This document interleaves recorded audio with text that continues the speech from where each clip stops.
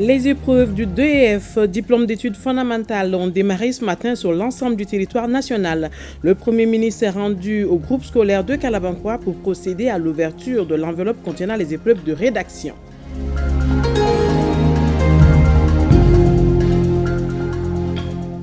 Le ministre des Affaires étrangères et de la coopération internationale a animé ce matin un panel sur les enjeux de la pérennisation de l'Alliance des États du Sahel, AES. Lundi 3 juin 2024, mesdames et messieurs, bonjour.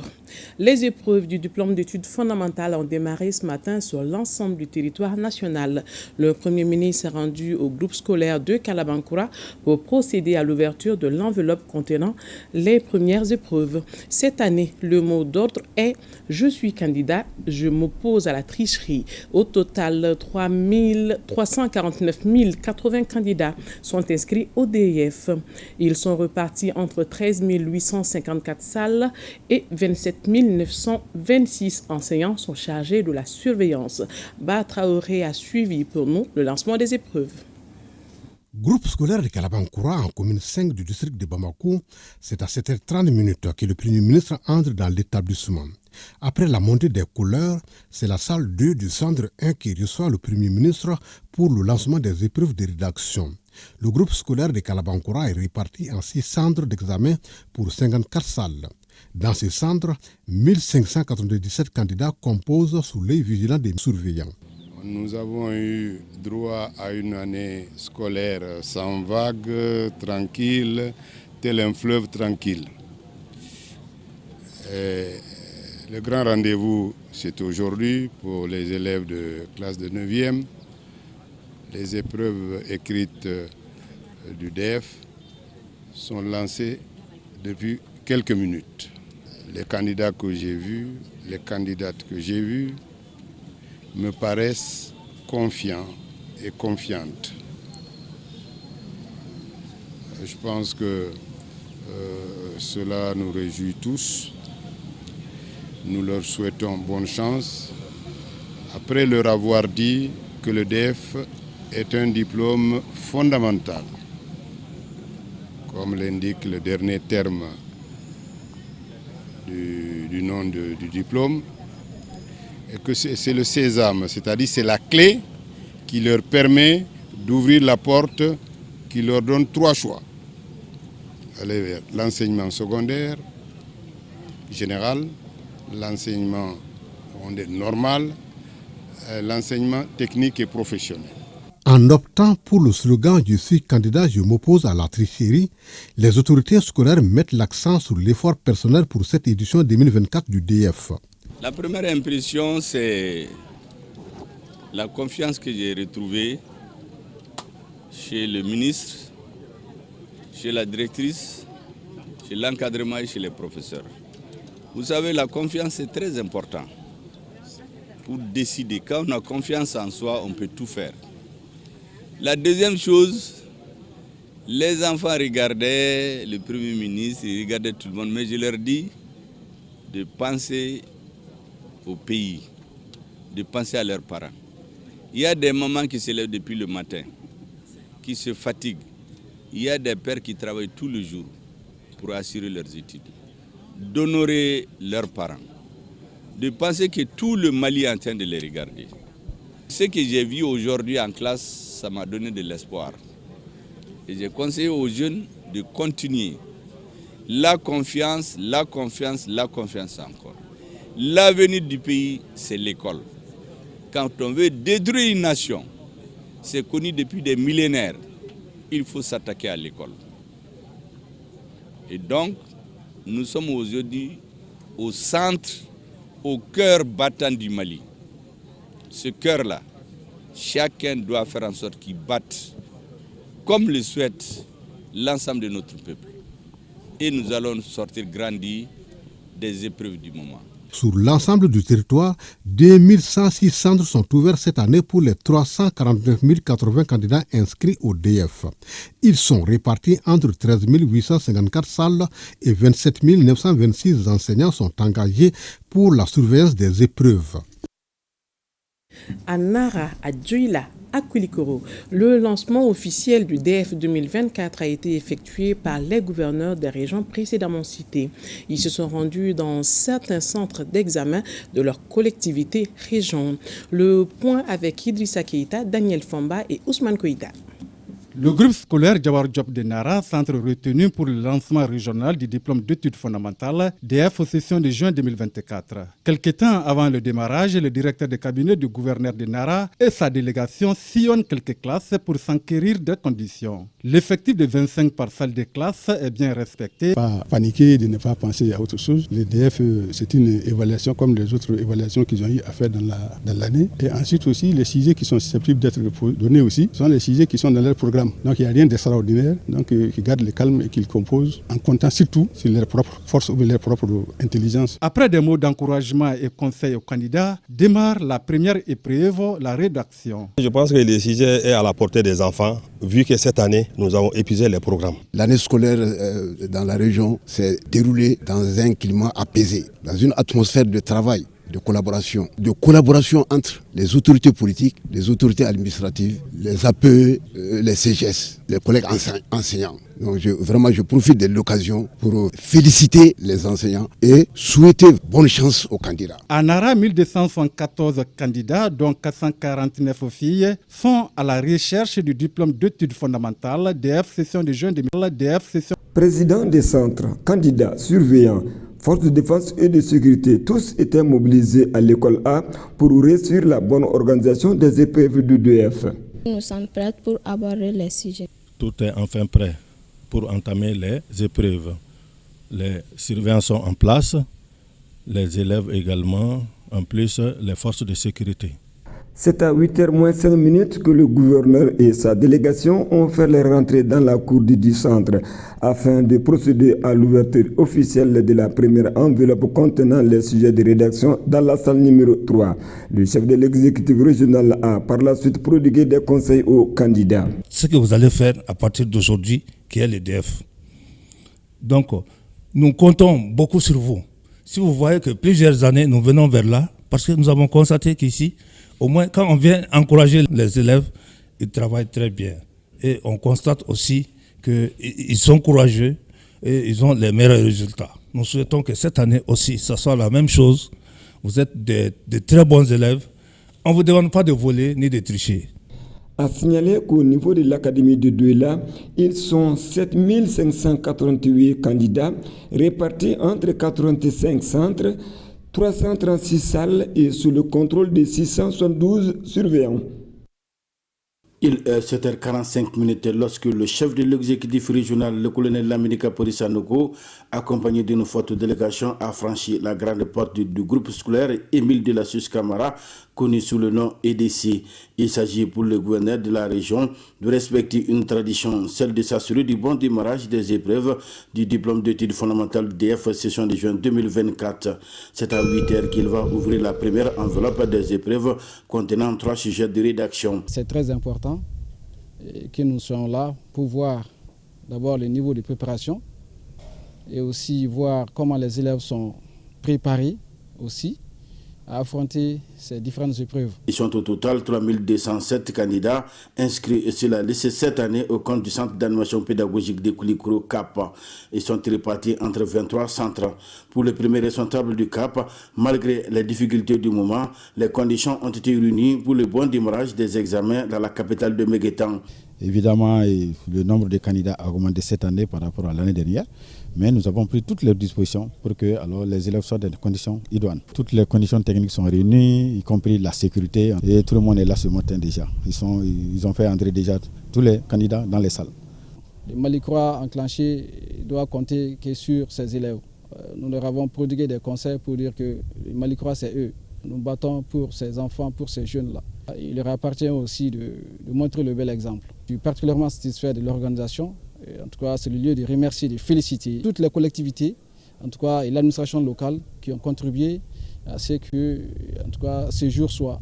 A noter que les épreuves du DEF session de juin 2024 se déroulent normalement avec la présence des forces de l'ordre.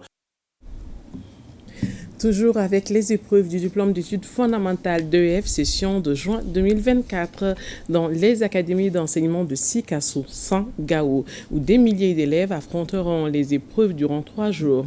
Ce sont les gouverneurs qui ont donné le ton dans différents centres d'examen. À l'arrivée des délégations, tout était fin prêt pour le bon déroulement de l'examen. Les correspondances de Yorubala Diabaté, Drissa Kone et Aliou Idrissa Maïga. 1998 candidats, options classiques et arabes, à prendre part à ces examens. Nous avons commencé les préparatifs, c'est pas maintenant, il y a fort longtemps. Et tout le dispositif pour pouvoir aborder ces examens, tout ce dispositif est mis sur place. Alors donc, dans l'ensemble, nous avons 7 CAP. 7 CAP avec 27 998 candidats, et dont 13 184 filles, pour 201 salles de classe. Nous constatons le démarrage effectif de l'examen du DEF dans la région de Sikasso sans incident. Et nous sommes venus pour l'ouverture de la première enveloppe et souhaiter bonne chance aux enfants. C'est le centre de Médine qui a reçu la visite de la délégation du gouverneur, où la chef de l'exécutif régional a ouvert la première enveloppe contenant les épreuves de rédaction. Le lancement des épreuves écrites du DF enregistre la présence d'une équipe de supervision nationale, équipe qui exprime toute sa satisfaction eu égard au bon déroulement de la session. Tous les candidats sont à leur place. À 8h, on a fait le lancement et on a donné les premiers sujets. Il faut rappeler que ces épreuves se déroulent sous la haute surveillance des forces de l'ordre et des présidents du centre. Pour cet examen du DF session de juin 2024, l'Académie d'enseignement de 100 compte 14 420 candidats, dont 7 260 filles de l'enseignement classique et arabe. La police de surveillance, qui, je précise, a été érigée en décision pour donner une valeur juridique. Cela prouve combien de fois les autorités tiennent à ce qu'on ait des examens propres. C'est le chef de l'autorité régionale qui a procédé au lancement de la première épreuve avec pour consigne tolérance zéro. Donc on les a tout simplement demandé de se concentrer et de ne pas avoir peur. Voilà, donc l'État veut que demain, que des cadres qui vont sortir des écoles soient des cadres à hauteur de souhait. C'est vrai, nous sommes les parents, nous serons contents quand les résultats vont sortir et qu'on apprenne que son enfant est admis, on est content. Mais la première fierté revient à l'enfant parce qu'il sait qu'il n'a compté sur personne, il a fait un travail personnel et voilà, et désormais il pourra comprendre qu'il n'a pas besoin de compter sur qui que ce soit pour le reste de sa carrière. Les épreuves qui durent 3 jours se dérouleront dans 114 centres. Les épreuves du diplôme d'études fondamentales DEF 2024 ont commencé en toute quiétude ce lundi à Gao. C'est le constat fait par le gouverneur de la région qui est allé dans les centres concernés pour apporter le soutien des autorités aux candidats. Nous étions venus voir d'abord le début effectif, l'aspect organisationnel, l'aspect sécuritaire et nous avons vu que tout est en place. C'est l'occasion pour moi de remercier et de féliciter les DAE et tous les enseignants de la région de Gao. À Gao, pour cette session, ils sont au nombre de 5 541 candidats, filles et garçons, répartis entre les différents centres de la région. Toutes les dispositions idoines ont été prises. Les candidates dépassent de loin les candidats. Chose qui doit être saluée parce que l'APE, les CGS, l'AME ont fait leur sensibilisation. Les forces de l'ordre et de sécurité sont présentes au niveau de tous les centres pour assurer le bon déroulement de l'examen. Je vous l'annonçais dans les titres, le ministre des Affaires étrangères et de la coopération internationale a animé hier un panel sur les enjeux de la pérennisation de l'Alliance des États du Sahel, AES. Conscient des défis, le ministre Diop précise que les États de l'Alliance ont pris le chemin de non-retour. C'était à la faveur de la 3e édition du Salon des médias. Youssouf Diakité nous en dit plus. C'est un ministre rassuré, ministre des Affaires étrangères et de la coopération internationale, Ablaye Diop, qui s'adresse aux hommes des médias pour disséquer les différentes articulations de l'Alliance des États du Sahel. Et le Salon des médias, 3e édition, est l'opportunité toute trouvée pour fixer une fois de plus l'importance de la création de l'Alliance des États du Sahel et sa pérennisation.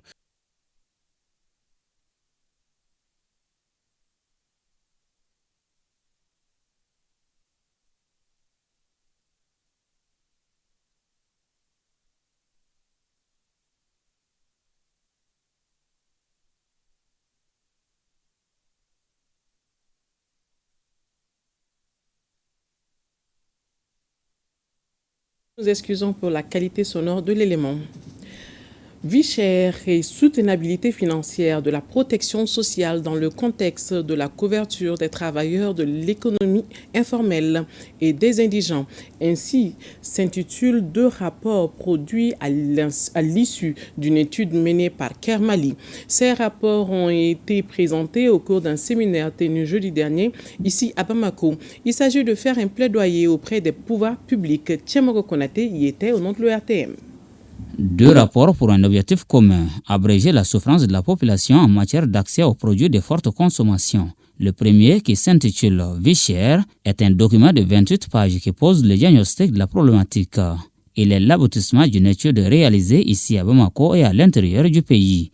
Quant au second, 22 pages, il fait état de ce que les auteurs appellent soutenabilité financière de la protection sociale dans le contexte de la couverture des travailleurs de l'économie informelle et des indigents. Ces documents ont été rendus publics à la faveur de ce séminaire régional. Cette table ronde est un cadre d'échange entre les pouvoirs publics, le secteur privé et les membres des organisations syndicales, afin de trouver les meilleures stratégies pour protéger le monde du travail, mais aussi la population tout entière. CARES Mali est une composante stratégique de l'Union nationale des travailleurs du Mali et de la Confédération syndicale des travailleurs du Mali. Les études réalisées s'inscrivent dans une logique de plaidoyer auprès des pouvoirs publics en faveur de la protection sociale. Vous comprenez déjà que ça constitue des problèmes majeurs au Mali, parce que nous avons l'amour. L'amour est érigé finalement à Rami. Dans le temps, on avait pensé à la prise en compte de ceux-là même qui n'ont pas les moyens, de ceux-là qui dépendent des autres pour pouvoir survivre, qu'on n'a pas les indigents qui ont été pris en compte.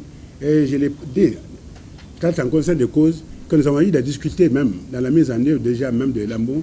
Et nous sommes en train d'aller vers une autre phase qui est de prendre en compte tout le monde dans la protection, y compris même le monde rural. À l'issue de ces séminaires, il est attendu des propositions susceptibles d'apporter des amendements au contenu des 2 rapports devant être soumis à qui des droits. Tenu à Koutiala de l'atelier de révision du plan de contingences régionales multirisques. L'objectif est de réduire les pertes à travers l'actualisation du plan 2023. Les membres du comité de veille régional pour la gestion des risques et catastrophes ne devront ménager aucun effort pour que cet outil puisse contribuer à prévenir et gérer les catastrophes. Le reportage de Brahima Kouné.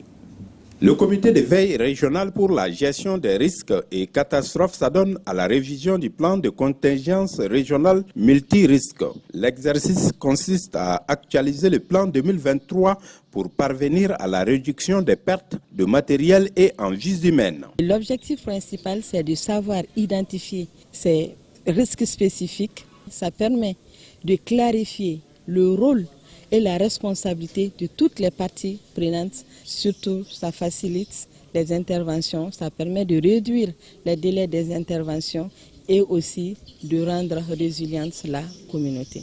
À l'issue des résultats ressortis du bilan, une planification rigoureuse de contingences multirisques sera élaborée avec une priorisation des contingences.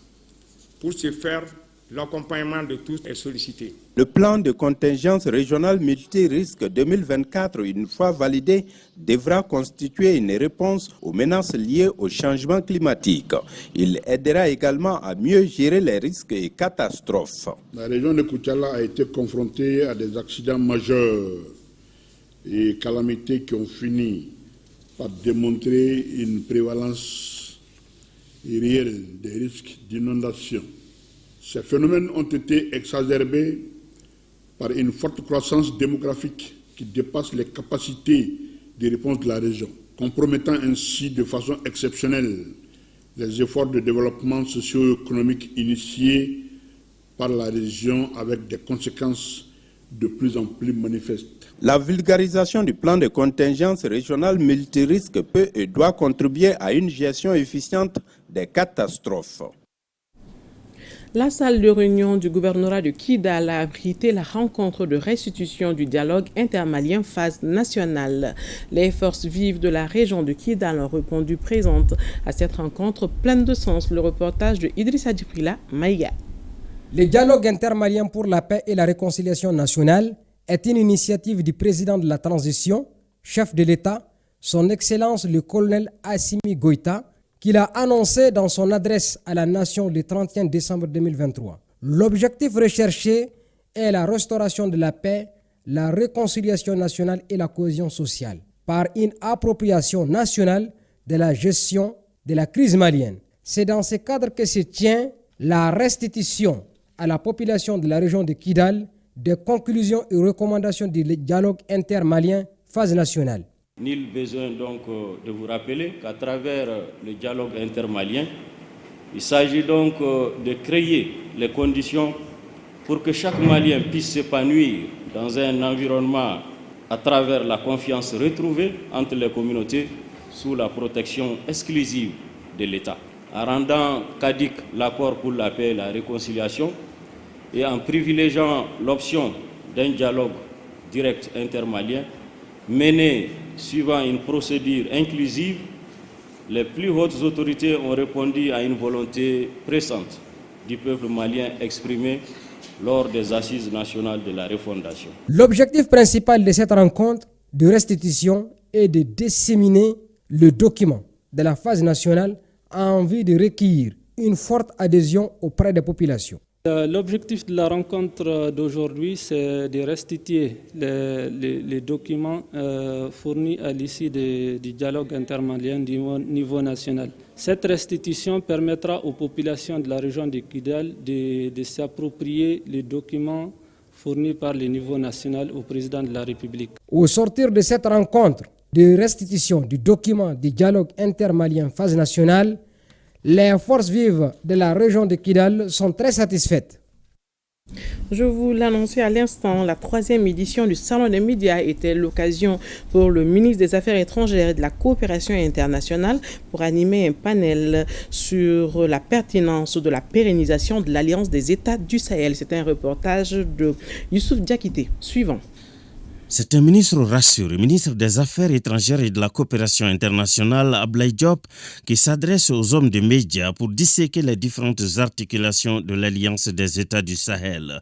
Et le Salon des médias, 3e édition, est l'opportunité toute trouvée pour fixer une fois de plus l'importance de la création de l'Alliance des États du Sahel et sa pérennisation. On peut aller encore plus loin pour que sur le plan de notre action diplomatique, nous puissions mener des choses ensemble. On l'a fait dans le cadre de ce communiqué. Mais aujourd'hui, nous essayons, c'est des États souverains, je dois le rappeler, mais nous travaillons à pouvoir harmoniser ou coordonner notre action vis-à-vis de l'extérieur. Donc c'est les 3 piliers de l'AES.